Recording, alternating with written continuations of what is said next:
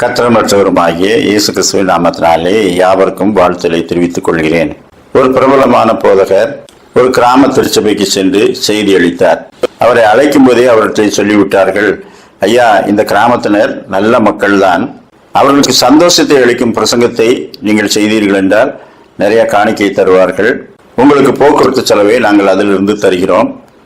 ஒருவேளை அவர்கள் தராவிட்டாலும் திருச்சபையிலிருந்து நாங்கள் தருகிறோம்.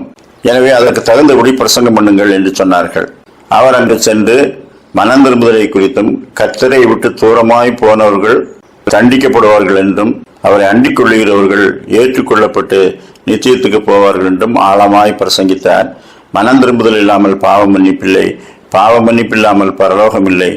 எனவே அநேக வீணான காரியங்களை செய்வதை விட நாம் மனம் திரும்பி கர்த்தரை பிடித்துக் கொள்வதே நலம்.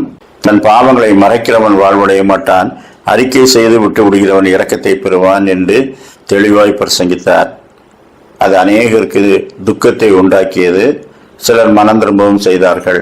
கடைசியாக காணிக்கை எடுக்கும் வேலை வந்தபோது காணிக்கை பை அப்படியே சுற்றி வந்து கடைசியை பார்த்தால் அதுல ஒரு பைசா கூட இல்லை.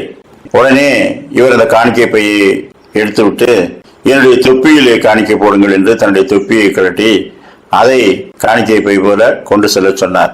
அந்த தொப்பியும் அப்படியே சுற்றி வந்து கடைசியிலே அதிலே பார்த்தால் ஒன்றுமே இல்லை. உடனே இவர் தன்னுடைய தொப்பியை வாங்கி தலையில வைத்துக் கொண்டு, ஆண்டவரே, இந்த தொப்பி பத்திரமாக திரும்பி வந்ததற்காக ஸ்தோத்திரம். ஒருவேளை இதை யாரோ சுட்டு விட்டார்கள் என்றாலோ, என் மீது இருக்கிற கோபத்தினாலே கிழித்து விட்டிருந்தார்களோ என்றால் நான் நாளைக்கு இந்த தொப்பியை அணிய முடியாது. எனவே அட்லீஸ்ட் இந்த தொப்பியாவது பத்திரமாக வந்து சேர்ந்ததே உமக்கு ஸ்தோத்திரம் என்று சொன்னார். அதை கேட்டுக்கொண்டிருந்தவர்கள் எல்லாரும் வெட்கப்பட்டு போனார்கள். அப்படியானால் ஊழியக்காரனுக்கு நாம் கொடுக்காவிட்டாலும் பரவாயில்லை, அவனுடையதை எடுத்துக்கொண்டு விடுவோமோ என்ற பயத்தை கூட நாம் உண்டாக்கி விட்டோமே என்று அவர்கள் தங்களை தாங்களே உணர்ந்து கொண்டார்கள். 2 தீமோத்தேயு 4:3 ஏனென்றால் அவர்கள் ஆரோக்கியமான உபதேசத்தை பொறுக்க மனதில்லாமல் செவித்தின உள்ளவர்களாகி தங்கள் சுய இச்சைகளுக்கு ஏற்ற போதகர்களை தங்களுக்கு திரளாக சேர்த்து கொண்டு சத்தியத்துக்கு செவியை விலக்கி கட்டுக்கதைகளுக்கு சாய்ந்து போகும் காலம் வரும். நான் இன்றைக்கு கண்டித்து உணர்த்தும் வசனங்களை யாரும் விரும்புவதில்லை. தீர்க்க தரிசனம் சொல்லுகிறேன், அதை செய்கிறேன், இதை செய்கிறேன் என்று பொய் சொல்லுகிறவர்களை அதிகமாய் விரும்புகிறார்கள். ஏனென்றால் நீங்கள் படும் துயரங்களுக்கு நீங்கள் காரணமல்ல, வேறெதுவோ காரணம், வேறு யாரோ காரணம் என்று ஒருவன் பொய் சொன்னால் ஆம் இருக்கும் என்று அதை சந்தோஷமாக ஏற்றுக்கொள்கிறார்கள்.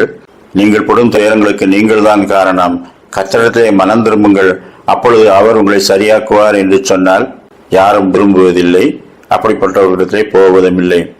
ஆனால் கர்த்தருடைய வசனம் சத்தியம், அது மாறாதது, அவருடைய நியாய தீர்ப்புகள் மாறாதது. அதற்கு பயந்து நாம் அவரோடு இணைந்திருப்போம். கர்த்தர் தாமே அப்படிப்பட்ட நல்ல சிந்தனைகளை நமக்கு தந்தருள்வாராக. ஆமீன்.